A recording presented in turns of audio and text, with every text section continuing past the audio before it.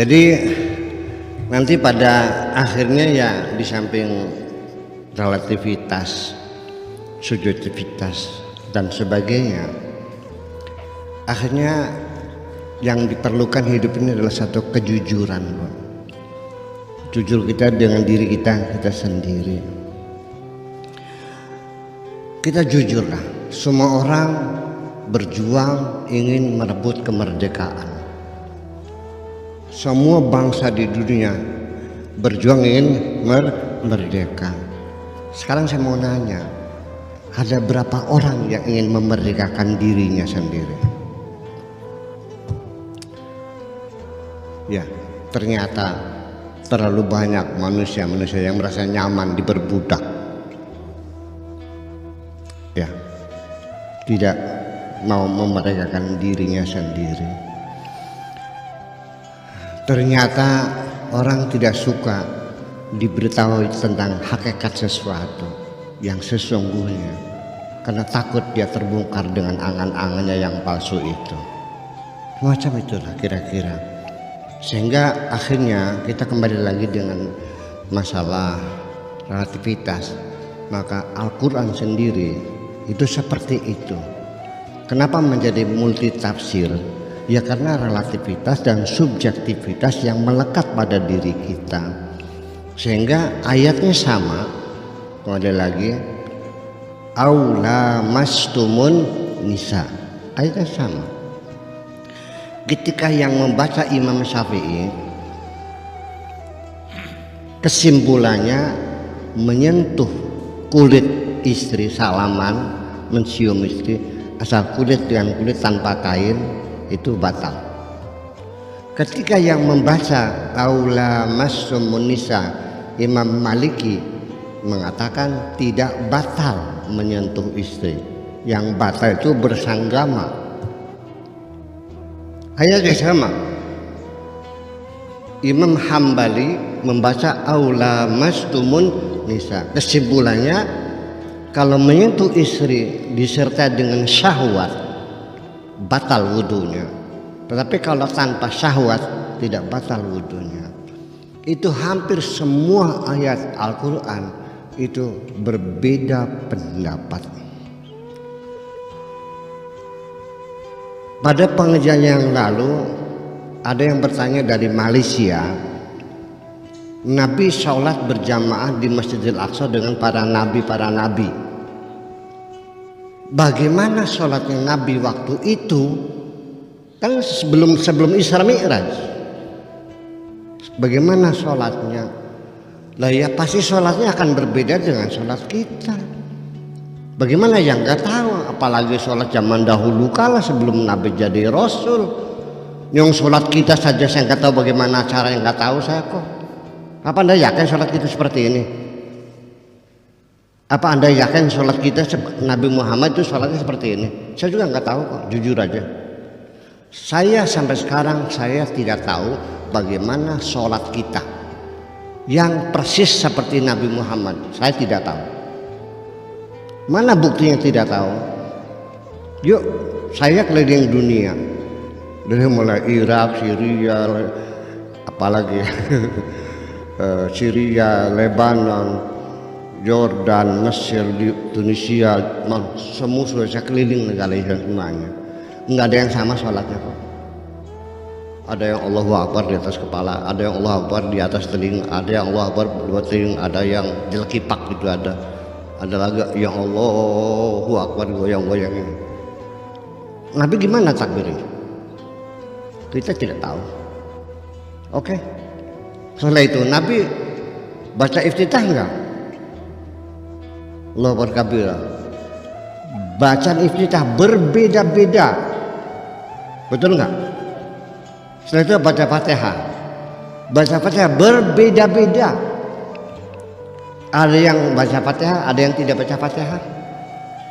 Yang baca Fatihah berdasarkan karena hadis Nabi adalah salat liman la Fatihatalah.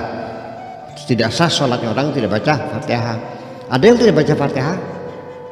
Al-Qur'annya bilang gitu, idza qumtum ila shalat faqra'u ma tayassara minal Qur'an. Ketika salat bacalah yang gampang, yang paling gampang ya kulhu. Al-Kautsar selesai. Tidak mesti Al-Fatihah, jadi Allahu Akbar, qul huwallahu ahad, Allahu samad, lam yalid wa lam yulad wa lam yakul lahu kufuwan ahad. Allahu Akbar. Enggak masalah.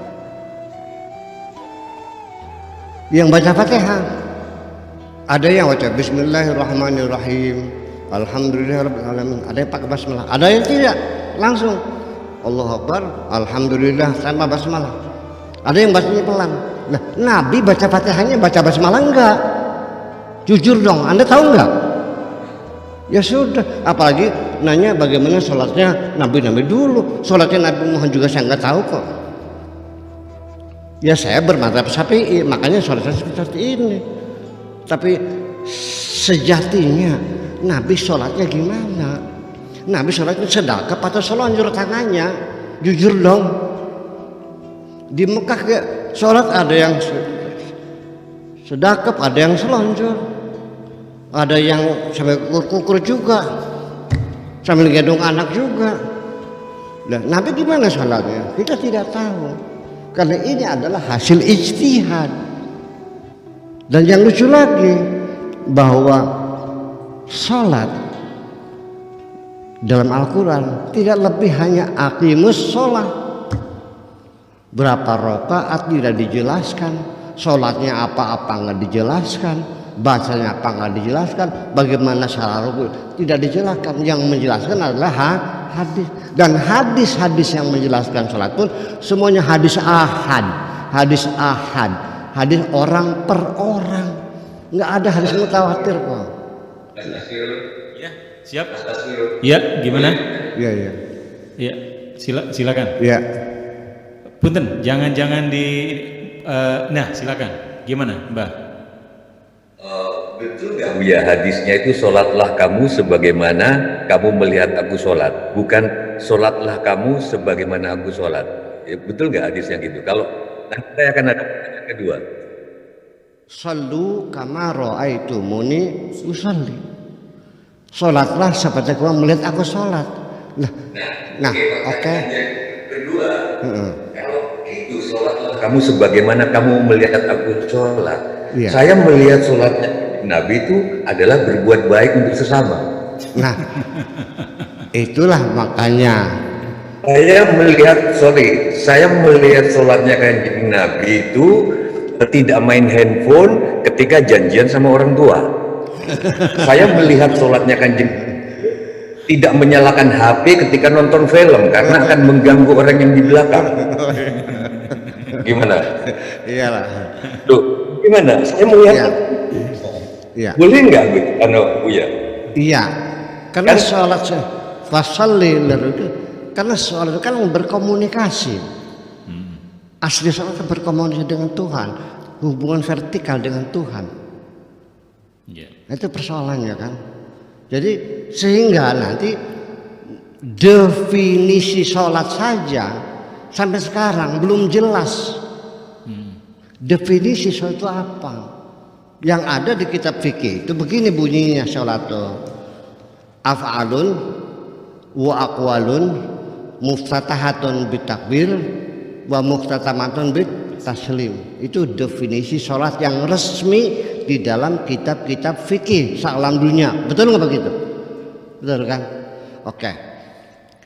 Yang artinya sholat itu perbuatan-perbuatan dan perkataan-perkataan yang dimulai dengan takbir dan diakhiri dengan salam. Itu definisi sholat. Sekarang andaikan ada orang naik panggung, Allahu Akbar, Allahu Akbar. Saudara-saudara sekalian, muter.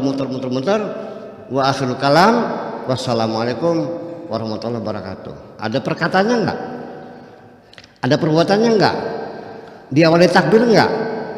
Akhirnya salam enggak? Sholat bukan? Jadi sampai sekarang definisi sholat belum final kok.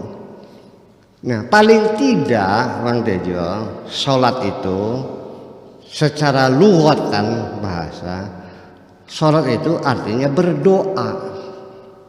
Itu. Berdoa itu adalah permohonan dari bawahan ke atasan. Kalau permohonan dari bawah namanya instruksi. Betul nggak? Kalau yang setara namanya apa? Iltimas, nyambat atau minta tolong. Itu sih bedanya.